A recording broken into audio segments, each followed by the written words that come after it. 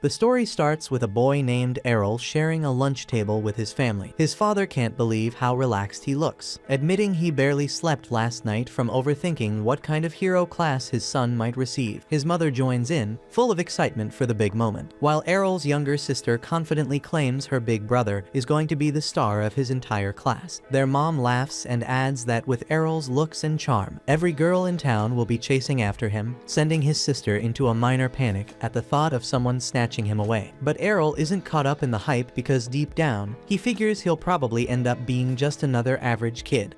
In this world, hero classes are divine gifts handed down by a higher power when kids turn 10, giving them access to unique abilities. When the big day arrives, all the kids gather at the church for the blessing ritual, where a priest prepares to start. He places his hand gently on the first boy's forehead, and the kid instantly sees images of flames and hammers, confirming his role as a blacksmith. The then boy races back to his dad, beaming with pride, while the priest moves on through the line. When Errol's turn finally arrives, his sister confidently declares he's destined for something crazy strong. He walks up to the priest, cheered on by his family. Around him, people begin to whisper, jealous of his bloodline, convinced he'll inherit advanced classes just like his famous parents, Farah the Sword Princess and Leon the Archmage. Once close, Errol closes his eyes and tries to concentrate, but no vision appears. The priest looks puzzled and finally announces that Errol is one of the rare cases, a hero with no class at all. Errol's family goes from thrilled to devastated in seconds, acting like they've been conned and that his life is now completely doomed. The following morning, Errol starts training with a regular sword. His parents reassure him that they're not going to kick him out, but Errol tells them he's totally fine and doesn't want to just sit around mooching, while his sister promises she'll back him up no matter what. Seeing how stressed they are, Errol reminds them that he's been learning swordsmanship from his mother for years, so even without a class, he can still be useful, though in his mind, he thinks she's a terrible instructor, since every time they spar, she sends him flying across the forest with her crazy strength. After he finishes explaining, his mom tears up with pride, and his dad starts to believe he might actually land a proper job one day. But after watching them all dote on him like he's a saint, Errol gets fed up and heads off to train alone. As Errol steps into the training field, he spots two students with the swordsman class clashing blades in a playful duel. Mid-fight, the two notice Errol watching and call out, asking what someone without a class is even doing in a place like this. Errol responds coolly, saying he's here to train just like them. The boys laugh, explaining they're not training at all. They're just messing around since their class handles most of the work. Then, with smug grins, they offer to show him just how much their class has improved their swordplay and jump back into sparring. As Errol observes, he can clearly see how fluid and refined their movements are thanks to their class bonus. Curious, he asks if he can spar with one of them. One of the two scoffs at the request, calling it ridiculous for someone like Errol to challenge a class swordsman. But Errol stands firm because he doesn't think he needs a class to prove himself. Slightly offended by the confidence, the boy agrees, saying he'll gladly put him in his place. But before they begin, the boy checks if Errol still has his protection blessing, the passive safety barrier granted to everyone at birth, which slowly recharges as long as they avoid damage. Errol confirms it's fine and reassures him that he's not about to die from a spar, and tells him to bring it on. Annoyed by his tone, the swordsman rushes forward and swings hard, only to be stunned when Errol effortlessly redirects the strike. A second attack comes, but Errol steps aside and counters with a clean parry. His friend, watching from the side, tells him to stop goofing around and finish it, but the swordsman replies that Errol's no pushover. Blow after blow, they clash in a string of parries,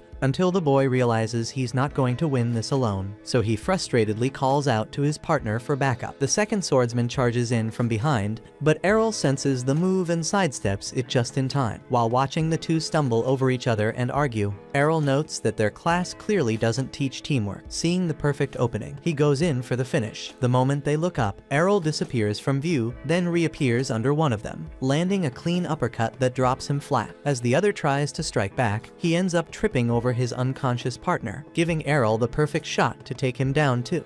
With both opponents lying flat on the ground, Errol calmly declares his victory. But instead of accepting the loss, they start whining, claiming he jumped them when they weren't ready. And as the two boys start asking Errol for a rematch, He agrees without hesitation, but before they can get into it, a boy standing behind cuts through the tension and warns the duo not to be reckless, reminding them that whining about cheap shots won't save them out on real combat. The red-haired boy then glares at them, calling their behavior shameful and a stain on every swordsman out there. One of the two tries to talk back, but his friend nervously hushes him, clearly aware of the redhead's high standing. The redhead approaches Errol directly and asks if he's really the son of Farah, the infamous sword princess. When Errol nods, the boy compliments his form, saying it's clear he learned some proper blade work from his mother. But then he raises his sword and challenges Errol to a serious duel. He says that those two jokers Errol just beat don't count, they're just rookies, and this time, he wants to show Errol what the swordsman class actually looks like in action. Off to the side, the two boys whisper to each other, wondering if he's the son of Evans, the village guard captain. The redhead boy confirms it without hesitation, and Errol recalls that Evans used to work closely with his mom on monster hunts. Looking at the redhead now, Errol thinks it's hard to believe he's Evans's son. He's way too pretty to be related to someone that gruff, so he wonders if the kid's gonna turn into a walking wall of muscles like his dad someday. The boy's voice suddenly shakes as he praises his father, calling him a brilliant swordsman and a wise teacher, but it clearly bugs him that Errol's mother stole the title of strongest warrior in the village. Errol picks up on the jealousy right away, and it's obvious the kid's using this duel to settle a personal grudge he has with Errol's mom. When Errol says it out loud, the redhead looks flustered, but asks if Errol honestly believes the same, and Errol smugly affirms that his mother is the strongest person in the village. The red-haired boy doesn't argue, but instead he insists that he's inherited the finest swordsmanship from his father and plans to prove that the Evans family stands above the rest. After cooling down a bit, he explains that he received his swordsman class a year ago and has been training relentlessly under his father ever since, so he believes all that hard work guarantees his victory. But Errol doesn't back down and calmly replies that he's had plenty of guidance from his own powerhouse of a mother, so he's not planning to lose either. Both of them raise their blades as the duel begins, and the red-haired boy lunges in first. Errol meets the blow with a sharp block and counters immediately, and before long, they're caught in a fast-paced back and forth, watching them go at it. The two boys from earlier are stunned because Errol's keeping up with someone elite, even though he's got no class backing him. While observing the redhead swings, Errol admits to himself that this guy's definitely on another level compared to the others, but his strikes are fueled more by frustration than focus. Errol bides his time, waiting for a misstep, and goes in the moment he sees an opening. But just then, the redhead unleashes a twin slice technique, knocking Errol straight into a wall. He's surprised Errol was able to block the first slash, but notices that the second hit landed clean. Finally breaking his calm, Errol demands to know what that move was. The boy explains that it's a special swordsman class skill, one that a classless fighter can't fully block. Still, Errol brushes off the pain, convinced that with enough training, he can learn how to stop it. Hearing his resolve, the redhead can't help but respect him, praising his stubborn resilience. A few mornings later, Errol is snoring away deep into the day, and his sister sneaks in trying to wake him with a kiss. Just before she leans in, Errol jerks awake and knocks her away with a headbutt. She yelps, insulted, and demands a kiss as compensation while Errol walks out of the room to grab breakfast. Their mom greets him with a smile and dishes out the food, and the whole family sits down to eat. His sister asks if he's off to train again, and when he nods, she gets visibly annoyed, telling him to take a break and just let her support him for once. Errol doesn't respond, gets up silently, and heads out. His sister watches him leave, still wondering why he's been training like a man possessed ever since coming home all banged up. Farah gently reassures her daughter, saying that there's something she doesn't know. She leads her outside, opens a wooden chest, and reveals a pile of shattered swords inside, all broken during Errol's recent training sessions. Her daughter stares, stunned, while Farah looks genuinely proud, happy that her son found new motivation after sparring with those boys. The sight makes his sister smile too, but deep down, she still dreams of building a world where people without classes like Errol aren't treated like outcasts. Her mother listens with a warm expression, clearly moved by her daughter's idealistic heart. Somewhere in the woods, Errol slashes away at a target carved into a tree, then takes a few steps back to prepare another strike, and then releases a clean twin slice move just like the one the redhead used. Landing the hit perfectly, he nods in approval, feeling proud of the progress he's made. While he thinks getting smacked around by the redhead was actually worth it, a goblin creeps through the brush behind him, club in hand. It leaps out to ambush him, but Errol spins around and drops it instantly with another twin slice. Still pleased with how well the skill works, Errol hears a deep roar echo from behind behind, so Errol gets ready to head back and report the threat to the village guards, but freezes when he hears someone scream in terror. The voice sounds familiar, and realizing he doesn't have time to waste, Errol grabs his sword and sprints into the woods, telling himself he'll be okay. He crouches behind some bushes and peers out, only to see the redhead with his arm covered in blood. Standing over him is a hulking hobgoblin, and Errol starts piecing things together. Just like him, the redhead must have been out here training and took down a few goblins, which probably attracted the big one. As the monster corners the injured boy, Errol quietly moves behind it and lines up the best possible angle. Taking a deep breath, he gets ready to strike, while the redhead mutters under his breath that this is the end. The hobgoblin lifts its club to finish the job, but Errol suddenly charges in and slices it down with a twin slice attack. As the beast hits the dirt, Errol thinks to himself that he's finally nailed the proper stance for the move. The redhead tries to stand but stumbles, falling into Errol's arms. Seeing his condition, Errol notices that his protection blessing has vanished and asks if he has any holy water left. The boy glances at his shattered bottle on the ground in silence. So without a word, Errol pulls out his own bottle and hands it over. After taking a drink, the redhead's wounds begin to heal, but he looks irritated at how far Errol's come. Seeing the boy's strength returning, Errol casually asks if he's feeling better, so the redhead thanks him for the water, then demands to know how Errol pulled off such a powerful technique. Errol coolly replies that it's just a basic twin slice, but the redhead pushes back, saying that people without classes shouldn't be able to learn special abilities like that. Errol replies that he pushed himself way past his limits to make it happen. The redhead looks puzzled, so Errol explains how he broke down the rhythm, timing, and movement until it clicked. Then he smirks and says that his biggest training tool was the redhead himself. Getting pummeled by that skill over and over is exactly how he figured it out. And while the redhead tries to process everything he just heard, Errol casually tells him that he's been honing his twin slice specifically to beat him in their rematch. The redhead, clearly impressed by the dedication, agrees to take him on. Errol double checks if he's really up for it, but the boy insists because it's the least he can do after getting saved and patched up by him. Errol blinks, surprised he actually understands how to return a favor, and the boy glares back, clearly offended by the implication. Soon, they both draw their swords again and open the match by launching twin slice at the same time. The redhead is stunned when Errol blocks both of his strikes and then gets smacked by a follow-up attack. Confused, he demands to know what just happened, so Errol calmly replies that he threw in a third slice. The redhead glares at him and reminds him that it's called twin slice for a reason, but Errol shrugs and says that since he didn't inherit his skill from a class, he can tweak it however he wants. He also admits that this was the first time he managed to land that third strike properly, which only frustrates the redhead further. Thinking a class swordsman should never lose to someone like Errol, the redhead challenges him again to prove it. They ready their blades once more, and the redhead, now composed, plans to use his speed advantage to win. When both charge in again with twin slice, the redhead keeps his eyes open for that sneaky third strike. But even expecting it isn't enough. The extra hit still breaks through his defense and knocks him flat. Errol holds his sword to the redhead's chest and tells him this outcome was pretty much guaranteed. Grimacing, the redhead asks why the final hit is so quick, so Errol smirks and says he learned it from watching him. He explains that by slowing down the first two strikes just slightly, he loads all his strength into the third, turning it into a surprise finisher. Frustrated and feeling completely outmatched, the redhead clenches his teeth in defeat while Errol walks off, calm and victorious. A few days later, during dinner with his family, Farah casually brings up that Evans's son has headed off to train in Brescia. The name catches Errol off guard, and he asks what Brescia is, so his mother explains that it's the legendary city of swords, and she herself trained at one of its top guilds before getting married. Hearing that, Errol's eyes light up with excitement, already imagining how far he could go if he trains there too, as a classless fighter carving his own path.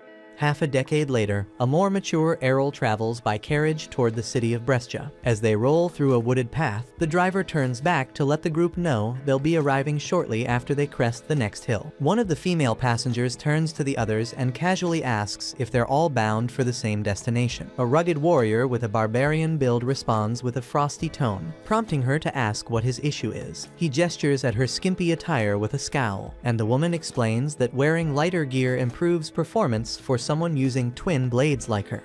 The two swordsmen quickly start arguing, tension rising, while the driver chuckles and comments on how strong advanced classes are supposed to be. Suddenly, the carriage grinds to a halt as a swarm of wild orcs blocks the path ahead. The driver challenges the two fighters to show off their skills, but their boldness vanishes in an instant when the Orc King rises. A terrified noblewoman clings to the barbarian boy's arm, but he shoves her aside and bolts. The girl runs too, and the driver, seeing the chaos, also turns to flee. But Errol steps forward without a word and charges straight into the pack of orcs. He begins slicing through them with clean precision, and the driver spots him using a blink dash technique. Yet as the monsters close in from all sides, the driver figures there's no way Errol makes it out. Then in a blur, Errol spins like a cyclone and cuts down the entire horde. While everyone stares in disbelief, the driver immediately recognizes the move. It's Blade Dance, the iconic ability of the legendary sword princess. He's baffled and wonders how Errol can use that, because it's supposed to be exclusive to female classes. Right in front of him, Errol dodges the Orc King's massive weapon, flips over him mid-air, and plunges his sword deep into the monster's skull, dropping it instantly. Once it's over, Errol calmly walks back and tells the driver to continue toward Brescia. When he mentions he's heading there to grow stronger, the driver can't believe what he's hearing, saying Errol's already ridiculously powerful. Then an excited young man asks Errol what class he belongs to, and everyone is stunned when he says he doesn't have one at all. We then flash back 5 years earlier, when Errol showed his mom the twin slice technique he'd picked up from the red-haired swordswoman. She thought she was dreaming, but Errol explained that he'd been learning combat skills even without a class. Then he asked her to teach him the sword princess techniques before heading off to train in Brescia, and his mother gets overwhelmed with pride and immediately starts bragging to everyone in the family about her son's impossible talent. Errol's dream comes to an abrupt stop when the carriage driver shakes him awake, announcing their arrival in Brescia. As Errol steps out, he notices swordsmen all around, many of them wielding the aura of seasoned veterans. Curious, he asks the driver about his class, but the man plays it off, claiming he's just a regular man. Errol doesn't buy it, pointing out how accurately the driver recognized his sword abilities. So clearly he's got skills. Cornered, the man admits he's actually a high-ranking holy knight. Errol then asks why someone like him is chauffeuring carriages, and the driver explains that whenever he grows weary of battle, he takes a break from combat by doing something simple like driving passengers around. Errol nods, appreciating the idea of taking time off from constant training. The driver then recommends that he join a sword guild as a starting point. He tells Errol that Brescia hosts frequent sword tournaments where he can earn some solid prize money, but guild membership is a requirement, so Errol agrees with the suggestion, feeling eager to test himself against elite fighters. The driver also cautions him that there are some sketchy guilds around, so he should choose wisely. Once they part ways, Errol turns toward the heart of the city. He spots a recruitment booth for the Cavaliers Guild, which only accepts knight-type classes, and another called Sword Road, which appears open to everyone holding a sword. Out of nowhere, a girl rushes up and lunges to hug him, but faceplants hard when Errol effortlessly steps aside without even looking. Shocked, she wonders how he dodged her so easily and figures he must have exceptional perception. Errol's a bit lost, unsure who she is, when she immediately asks if he's looking to join a guild. He nods, and she launches into an enthusiastic pitch for her brand new guild. She even pulls out a contract for him to sign, but he silently walks off. She grabs his belt to stop him and demands to know why he's leaving. Errol tells her she looks way too damn desperate, and assumes her guild must be weak as hell if they're begging for members. She pretends they're part of a famous elite guild, but Errol isn't falling for it and brushes her off. She quickly introduces herself as Lilia and, in a last-ditch effort, promises to go on a date with him if he joins. Errol flatly tells her he's not interested. Leaving her stunned, he walks off thinking she reminds him of his little sister. Cocky attitude, flat as a board. Errol then asks Lilia which guild is considered the most powerful in Brescia, and she instantly fumes at his lack of respect. After taking a deep breath to compose herself, she tells him that the top guild is Black Blade, known for having 8 rank swordsmen. She gives him directions to their massive base, and Errol makes his way over. At the entrance, a guard steps forward and asks his business. Errol replies that he wants to join, and the guard directs him toward the application area. Errol heads that way and waits in line for registration. When it's finally his turn, the receptionist informs him that the guild only accepts applicants with advanced combat classes. Errol responds that he doesn't have a class, and the receptionist bursts into laughter before bluntly blatantly telling him to leave. The people standing nearby start murmuring about him. Errol tries to ask if he can at least take the entrance test, stating he's confident in his strength, but the receptionist refuses, insisting the rules can't be bent. Just then, several rank swordsmen walk in, lighting up the room, but Errol decides not to waste his time and walks out. He tries approaching other guilds throughout the city, but none of them are willing to give him a shot. All turn him away without hesitation. By the end of the day, Errol feels defeated, but then he recalls that his mother once gave him a recommendation letter to help him get into her former guild. At the time, he figured she was just being overly cautious, but now he understands that she knew the kind of rejection he'd face. As Errol makes up his mind to head to her old guild, Lilia suddenly shows up again, but he brushes past her without saying a word. While he walks through the streets, she chases after him, pleading for him to join and help her revive her guild. Errol keeps saying no, so Lilia takes things up a notch and offers to lick his boots if that's what it takes. But Errol walks off, leaving her behind as stunned onlookers stare in silence. Even so, Lilia shouts that she won't give up on him. Eventually, Errol locates the guild's address, but Lilia catches up once more. She insists he's welcome to sign up and points to the huge building nearby. Errol is confused why a guild that big seems so unimpressive, and Lilia admits they've lost most of their old prestige. Still, she's determined to bring back the glory of the Dragon Fang Guild, the one that was once led by the legendary Dual Swords King. Hearing that name jogs Errol's memory, reminding him that his mother was once a part of that same guild in her younger days. That's when he finally agrees to take a look. So Lilia leads him inside and guides him to an open seat. Out of nowhere, Lilia's drunken father stumbles up from the couch, and she instantly snaps at him. She reminds him that the doctor strictly forbade him from drinking, and besides, they don't even have money to waste on booze. But her father waves her off, clearly doesn't give a shit, and Errol suddenly realizes this man is none other than the Dual Swords King. As he spots the missing arm, the man looks at Errol and bluntly tells him to walk away because this guild's going down anyway. Lilia tries to stop him from leaving, but he ignores her completely and heads out the door. She turns to Errol, explaining that her father used to be one of Brescia's top-ranked fighters, but his career was ruined when he lost his arm. She figures there's no way Errol would stick around after seeing all this, but to her surprise, he says he's joining. Lilia thinks she's hallucinating, but Errol explains that none of the other guilds would accept him either way. She lights up and quickly pulls out a membership contract, and Errol takes a seat to sign. When he hands it back, Lilia finally notices something odd. Errol's class field is blank, thinking it's some kind of joke. She glares at him, but Errol shows her his official certification. She examines it closely, then calmly stands up, draws her sword, and threatens to give him the deceased class herself if he doesn't get out of her guild right now. Errol asks why she's reacting like this, and Lilia shouts that she needs real swordsmen on her team. Remembering how Errol embarrassed her earlier, Lilia fumes furiously that she got humiliated by someone with no class at all. That's when a woman named Rhiannon walks into the room, and Lilia immediately throws herself into her arms, whining that some fraud without a class tried to trick her. But Rhiannon freezes, and she recognizes Errol right away. Errol's confused and asks how she knows him. Rhiannon smiles and says they're actually from the same village. She reminds him they used to spar when they were kids, but Errol still draws a blank. Then she says they crossed paths again 5 years ago, and Errol replies that he would have remembered someone as gorgeous as her. Rhiannon's face goes red as a pepper, and that's when Errol finally remembers fighting a red-haired boy. Rhiannon laughs and reveals she's the daughter and only child of Captain Evans. Errol apologizes for not recognizing her sooner, and Rhiannon says it's fine, guessing her long hair probably threw him off, thinking to himself that it wasn't her hair that changed, while his eyes drift toward her big melon. Just then, Lilia turns to Rhiannon and asks if this is the same classless kid who beat her. When Rhiannon nods, Lilia is stunned to realize it was him. Rhiannon, still a little sore about the past, says she's way stronger now and challenges Errol to a rematch. Just like old times, the girls then escort Errol to the guild's training grounds, where Lilia can't believe Rhiannon is serious about dueling a guy with no class. But Rhiannon insists that Errol's strength is real, and she's determined to prove she can surpass him. Once they step into the arena, Lilia takes the role of referee and announces the start of the match. Rhiannon opens with a twin blade strike, and Errol assumes he can block it easily. But to his surprise, her attack slices clean through his attack and lands a hit on his body. Confused, Errol wonders how she managed to break his attack. Rhiannon lowers her massive sword and explains that it's 5 5 times heavier than a normal blade, meaning he can't parry it using the same move. She adds that her brute swordsman class multiplies her attack power, leaving Errol shocked as he braces himself for the next strike. He compliments her growth while defending against her relentless flurry of blows. Realizing he can't keep clashing head-on, Errol retreats a few steps, admitting that he'll lose if he keeps this up. He's puzzled why Ryuner is revealing all her advantages mid-fight, but she says it's worth it if it helps her finally beat him. Errol warns her that her speed won't be enough to land a hit, and she charges forward to prove him wrong. She knocks aside his sword and slashes at him, only to strike through an afterimage. Before she can react, Errol appears behind her and taps the side of her neck with his blade. Shocked, Ryuner demands to know how he dodged her attack, and Errol casually reminds her that what she hit was just a shadow. Her eyes widen as shadow is a technique reserved for supreme swordsmen. Determined, Ryuner launches another assault, but Errol effortlessly slips past every swing, telling her the move isn't as mysterious as it sounds. It's just about moving fast enough. Ryuner feels insulted by how casually he downplays it, but Errol adds that it took him a lot of work to reach that level. In an instant, he disappears again and lands another precise strike, only to notice his attacks bouncing off a glowing barrier. Ryuner smirks and explains that power-type swordsmen gain enhanced defense along with their strength. She goes for another strike, but Errol dodges and counters with a perfectly timed blow, as he mentions that the counter move is something his mother taught him. Ryuner was already on the ground in defeat. As the duel ends, Lilia stands frozen in disbelief before announcing Errol as the winner. Ryuner feels crushed, frustrated that she still lost even after training so hard, while Errol compliments her technique and progress. Yet he adds bluntly that he's simply stronger, which makes Ryuner's eyes well up. Lilia rushes over to console her, furious that Errol made her cry. He looks baffled, insisting he was being nice, but Ryuner pretends she wasn't crying and storms back toward the guild. Once inside, both Errol and Lilia can hear her crying and shouting that she still lost, even after dedicating 5 long years to improving herself. After that, Lilia officially welcomes Errol as a new member of the guild. He notices how her attitude has completely flipped, though she pretends she believed in him all along. Remembering how aggressive she was before, Errol lets it slide and asks why the guild is falling apart. Lilia hesitates for a moment before admitting that they're deep in debt. When he asks how much, she motions for him to lean closer and quietly whispers the number in his ear, but she adds that they can clear all of it if they win the upcoming tournament. Lilia then explains that the event requires 3 participants, and Errol wonders aloud why Ryuner is still staying with them despite their rundown state. Lilia tells him that when Ryuner first arrived in Brescia, every major guild turned her down. Her father, however, saw her potential and welcomed her into Dragon Fang without hesitation. Errol nods, realizing that Ryuner stayed out of loyalty to repay that kindness. Then he confidently assures Lilia that they'll erase the debt easily once they win the tournament. But Lilia looks uneasy, pointing out that the opposing guilds can field up to 5 fighters while they only have 3. Even so, while Lilia worries about the odds, Errol feels nothing but excitement. The thought of stronger rivals fills him with anticipation, and he declares that facing powerful enemies is exactly why he came to Brescia in the first place. Watching quietly from the sidelines, the guild master observes everything, smiling to himself as he recognizes the tremendous potential within Errol.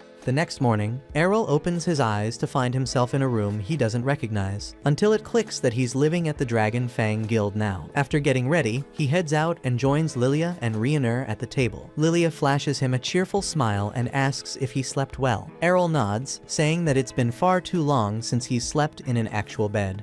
Noticing how quiet Ryuner is, Errol wonders if she's still bothered by losing yesterday's match. But before he can think too long, Lilia breaks the silence, excitedly announcing that they're officially registered for the guild tournament. Beaming with pride, she says Dragon Fang is registered and ready to fight. Errol curiously asks if the prize money is enough to wipe out their debt. Lilia confirms it is, and begins explaining the rules of the tournament, revealing that victory requires eliminating every opposing guild member. Ryuner seems anxious, concerned that their small team will struggle against larger, tougher squads. But Lilia remains upbeat, pointing out that the chances of running into high-level, ranked fighters are slim, and they've got 2 solid B rankers on their side. Errol looks puzzled at the mention of ranks, so Ryuner scoffs at him for being clueless, and Lilia breaks it down, saying that swordsmen are ranked from D up to A based on overall combat power. She also mentions that only 20 people in all of Brescia hold the A rank, and that both she and Ryuner are classified as B rank. And even though Errol beat Ryuner, Lilia doesn't believe he's a rank, since the jump in strength between B and A is massive. All of a sudden, she remembers the matchups for the tournament are about to be revealed, and she rushes off to check. As Lilia heads out, Ryuner stands up too, and Errol asks where she's going. When she says she's heading out to train, Errol confirms she's a power bladesman and asks if she has any other abilities tied to that class. She tells him about a skill called Guts, which boosts her defense barrier significantly. Eager to learn it, Errol stands up and grabs Ryuner's hands. Ryuner blushes, thinking he's about to flirt, but then he calmly asks her to beat him up using her sheathed blade. Errol tells her this will bring them closer, but Ryuner gets flustered and says she's not into that freaking kind of relationship. Errol quickly explains that he's not trying to be weird, he just wants to understand how her Guts skill works. Since the ability strengthens a person's resilience under pressure, he figures the fastest way to learn it is by letting her hit him over and over again. Ryuner then reminds Errol that divine blessings can't simply be copied, and that her abilities were granted, not taught. But Errol brings up how he was able to learn both Twin Slice and Shadow, leaving her momentarily speechless. Without saying more, she leads him to the training field, where Errol asks to borrow her heavy sword. Ryuner doubts he can even lift it, but her eyes widen in shock as he effortlessly draws it. Errol calmly tells her that it's thanks to the endless hours of training he's poured in, and he's confident he can master the Guts ability too.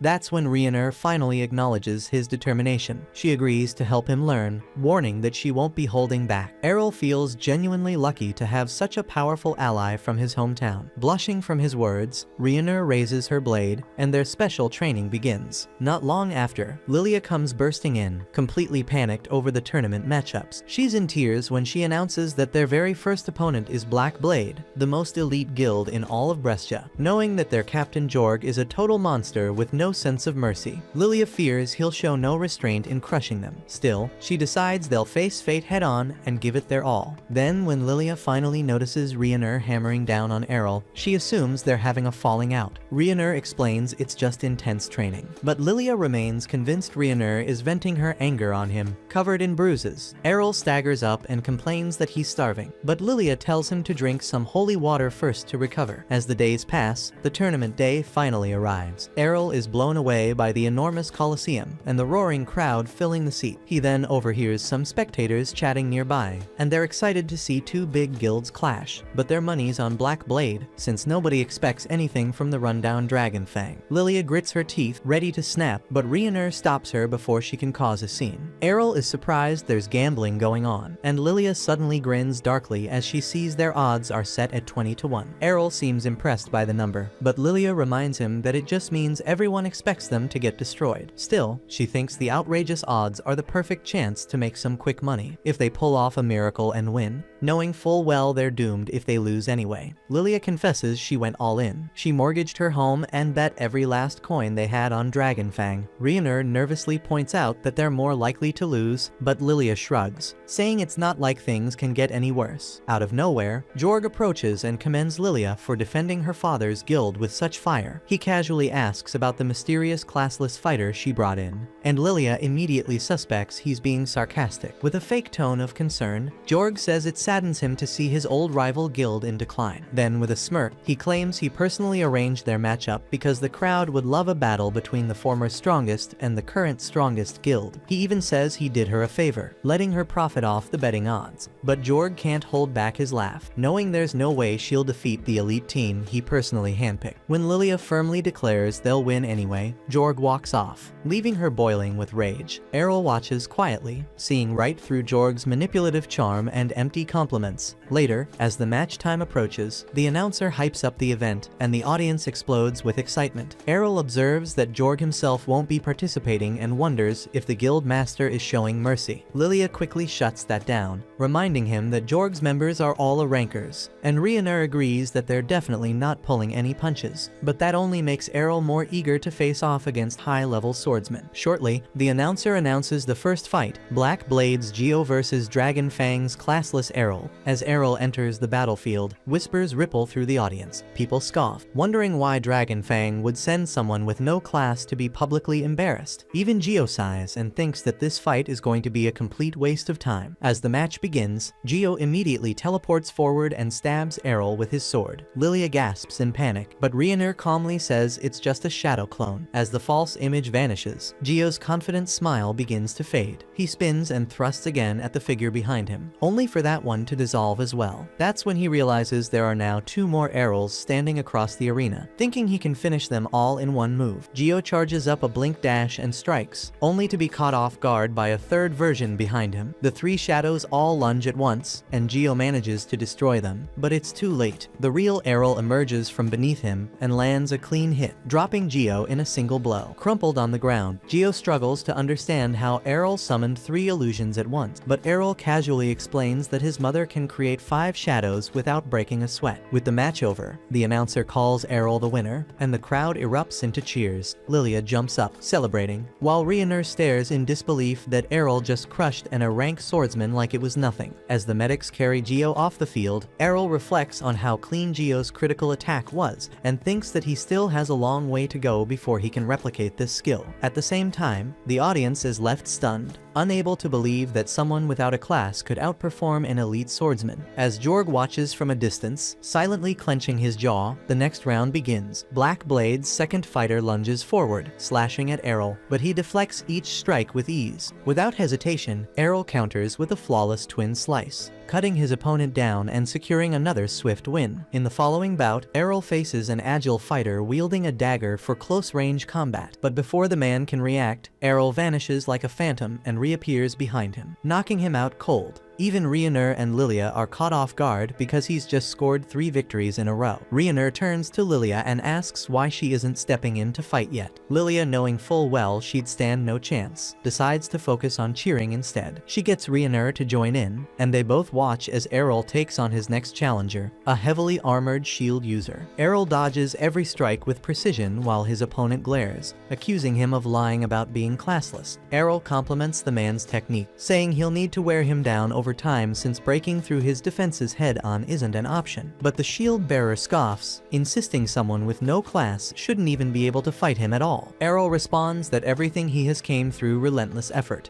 The shield fighter dismisses that, saying effort alone can't compete with the power granted by classes. He then fakes a sword swing and rushes in with a shield bash instead. But Errol sees right through it and counters mid-move using his newly learned foresight ability. The parry knocks the shield out of the man's grasp, stunning him. He wonders if Errol picked up the technique by watching his previous opponent. Errol admits to himself that he's still a long way from mastering it, but he's gotten good enough to replicate it mid-fight. Then Errol nails him with another counter kick, impressing even his foe with how quickly he learns. Then Errol calmly walks over to the fallen shield and picks it up. Infuriated, the swordsman charges at him in rage, but Errol casually dodges and finishes him off using the exact same shield counter against him. With that, the announcer declares Errol's 4th straight win, and the crowd starts whispering in disbelief and questions if he is really classless. So the tournament officials step in and demand proof. Errol agrees without hesitation. Handing over his class card, the announcer places it into the verification crystal, and the entire stadium goes silent as the orb confirms its authenticity. Now even Jorg begins to feel the sting of defeat creeping in. Even Rioner starts believing they might actually win this thing. Lilia, however, is fuming because if she had known Errol was this strong, she would have sold her family heirlooms to bet even more on their victory. Rioner admits she never expected him to grow this powerful, and starts wondering how exactly Errol trained over the last 5 years to become the fighter standing before them now. At the same time, Lilia is already daydreaming about marrying Errol, convinced that even if the guild collapses, she could rebuild it easily as long as he's with her. While she quietly plots her romantic strategy, Errol can't help but sense a sinister aura radiating from her and feels uneasy. Soon after, the announcer introduces Black Blade's final competitor, Master Masamune. Errol immediately notices that he's wielding a katana, and Rioner quickly identifies him as a rare samurai-class swordsman, since Masamune has never fought publicly before. Lilia assumes he's Black Blade's secret trump card for the tournament. As the match begins, Masamune stands motionless, hand resting lightly on his sword, his calm composure alone radiating danger, and Errol feels the pressure building in the air. Seeing his hesitation, Masamune smiles faintly and says he's only waiting for Errol to step closer so he can unleash his ultimate move. Errol smirks back and begins to approach, surprising Masamune, saying they can't just stand around forever, and he wants to see the swordsman's strongest technique for himself. Masamune chuckles softly, warning that if he uses his final strike, Errol won't even see it happen. But Errol, confident in his own speed, keeps moving forward. He notes that Masamune's blade is still sheathed and guesses that he'll release everything in a single, decisive draw. Errol considers using his shadow technique, but decides it's pointless because Masamune's focus is too sharp for illusion. He stops right before him, realizing that this battle will be decided in one strike. Both stand perfectly still, holding their breath. Then, as Errol takes one final step, Masamune moves and his blade flashes like lightning. But in that instant, Errol vanishes. Masamune's eyes widen because Errol didn't dodge with an illusion. He vanished with his real body. Behind him, Errol's voice calmly praises Masamune's incredible speed, but says the person who trained him was far faster. Then Errol unleashes Piercing Tempest, the Sword Princess's signature finisher, striking Masamune with a storm of slashes that sends him crashing to the ground. Ryuner and Lilia freeze in shock, recognizing the legendary Sword Princess technique, while the crowd erupts in disbelief. The announcer declares the result, and chaos breaks out in the stands as gamblers scream in frustration at the Black Blade team for blowing all their bets. Ryuner and Lilia cheer wildly, celebrating their hard-earned victory. When Errol returns to them, Lilia tries to leap into his arms, but he instinctively sidesteps, and she crashes to the floor. He apologizes, saying it was just a habit he developed dodging his younger sister's surprise hugs. Lilia immediately cheers up when she remembers the massive payout they'll get, while Errol turns to see Ryuner standing nearby with her arms out, waiting for a hug. Realizing what she's doing, Ryuner blushes furiously and drops her hands, but Errol tells her that he wouldn't mind hugging her, as long as she's not wearing armor. Lilia immediately volunteers to take her place, but Errol dodges her again, letting her fall face first once more. Watching from afar, Jorg grits his teeth, seething with rage as he silently vows to make them pay for this defeat.